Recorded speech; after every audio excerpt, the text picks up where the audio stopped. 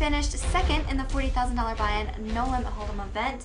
First of all, tell me what you think about that event. Oh, I thought it was great. I'm really happy they ran it. I hope they run a 41K next year. Yeah.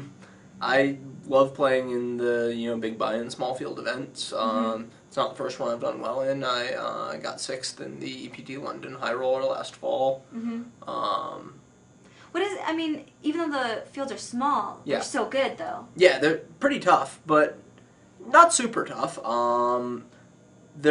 Obviously a tournament like that's going to attract the 100 best players in the world, but then the next 100 players in that tournament were not the 200 best players in the world. It was the 100 best players, and then 100 of the richer people who like to play poker tournaments.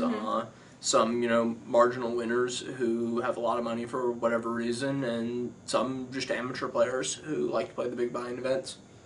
All right. Now, when I was following along the tournament, I know I told you this before, but the new look, I didn't even know it was you, and all of a sudden it's like Isaac Haxton going to the final table. Tell me what your road was like to the final table and how you accumulated some chips. Let's see.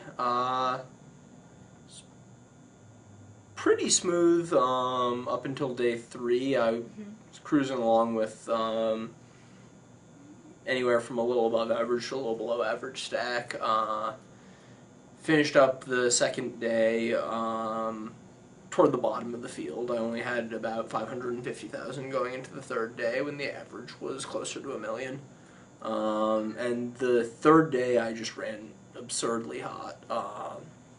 Just after I got there, I got in pre-flop ace-king against ace-queen and ace-5 to triple up and get back a little above average. And continued running really well all day. I got kings to Matt Marafiati's queens for a big pot.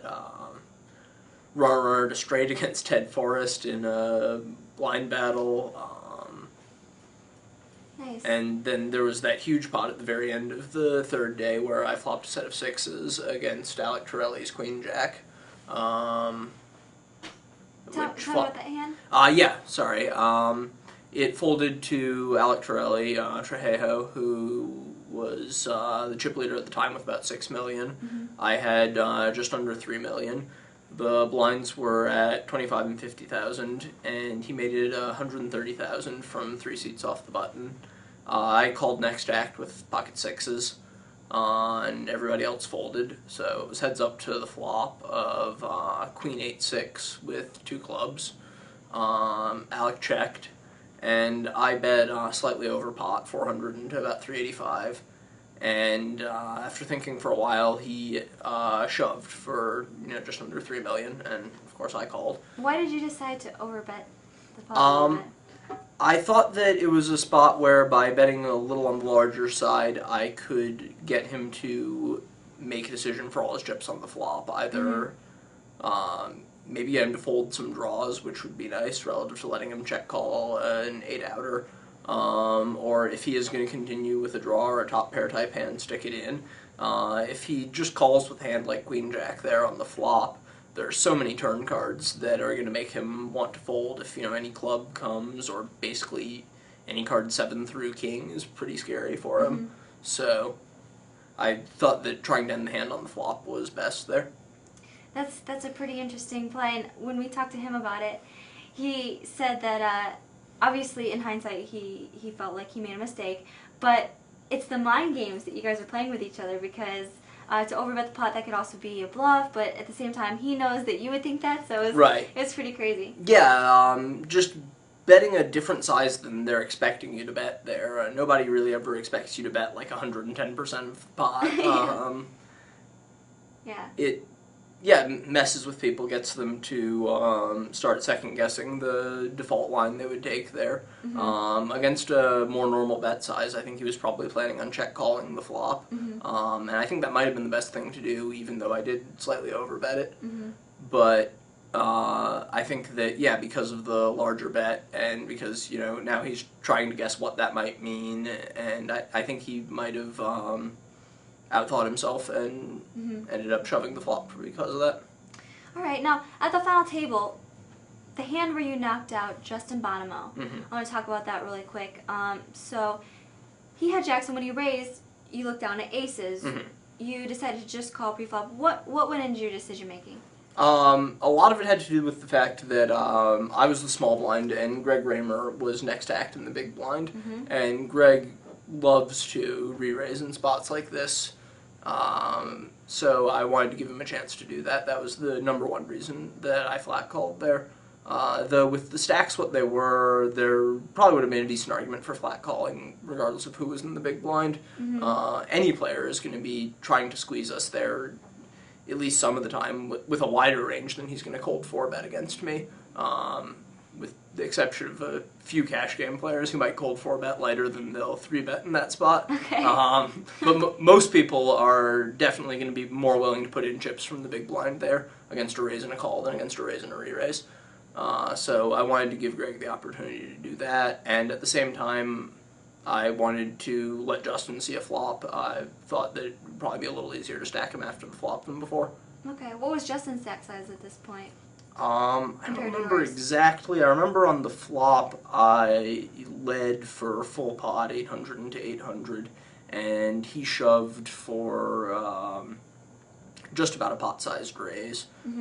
So I'm guessing he had right around 3 million to start the hand. I think I just covered him, and after this pot, I had about 7 million.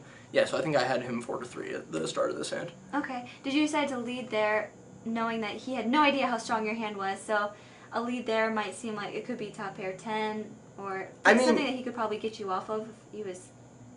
It's a board where I'm likely to have a pretty big piece. I'm not calling him super light out of the small blind, and the flop comes 10-9-3 with a flush draw.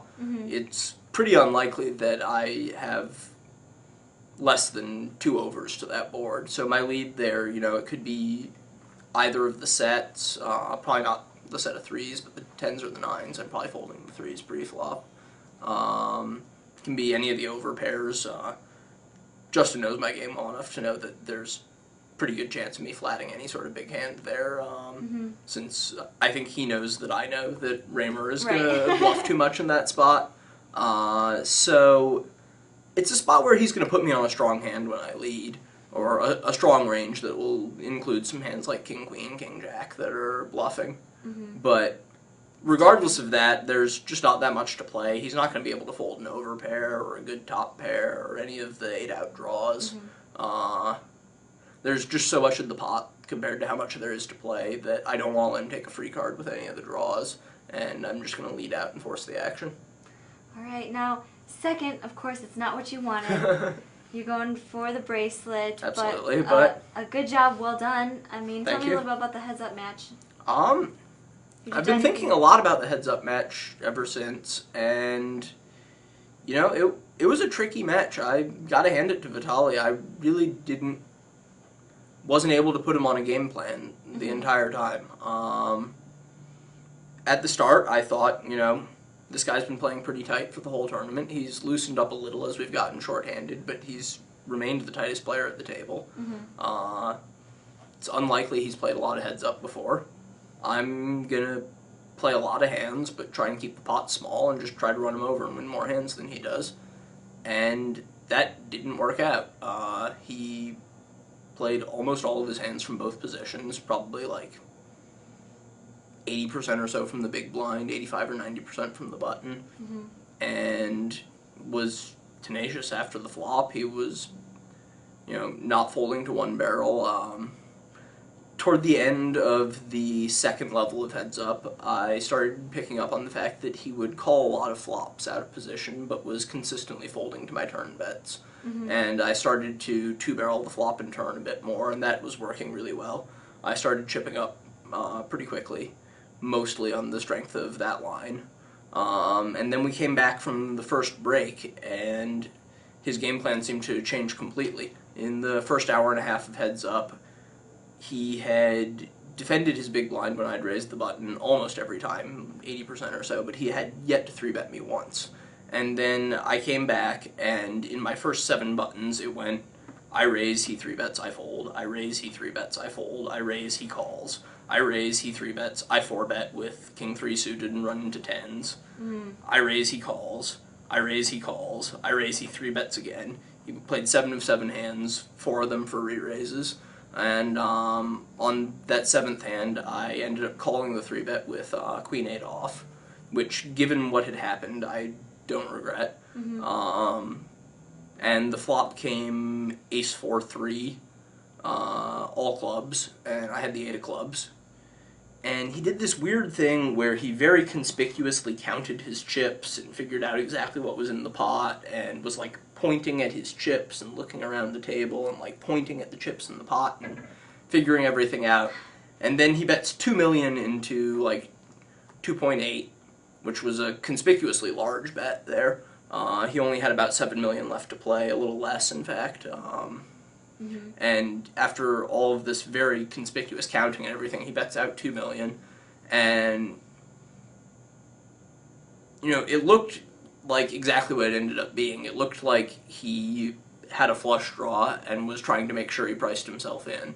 But it looked so conspicuously like that that I thought the whole thing could have been an act, that he could have been faking that, and he was planning on bet folding the flop. So I kind of hated it at the time, but thought I had to, and I stuck it in. And he ended up calling with Queen 10 with the Queen of Clubs for the better Queen high to have me drawing almost completely dead. Yeah. And so it wasn't an act, he was actually doing what you thought he was doing. He was actually doing what I thought he was doing. He was making sure he had all the numbers right and that he was going to be priced in once I shoved. And he insta-called when I shoved. And the red 8 ripped off on the turn, so for just 30 seconds there, I was like a 4-1 favorite to win the tournament. But deuce of clubs on the river, and he took it. It's heartbreaking, but everybody knows, Isaac, you've been there so many times. You're such a good player, and we've got lots of events left, right? So Absolutely. We're gonna see you again. Sounds like a plan. Okay. All right. Maybe the main event. What's the next event for you that you're I'm playing the 1500 Parliament Hold'em tomorrow. Okay, great. Well, good luck in that event. Thanks Thanks so a lot. much for coming. Absolutely. Chris Jarnett with Isaac Haxton for Card Player TV.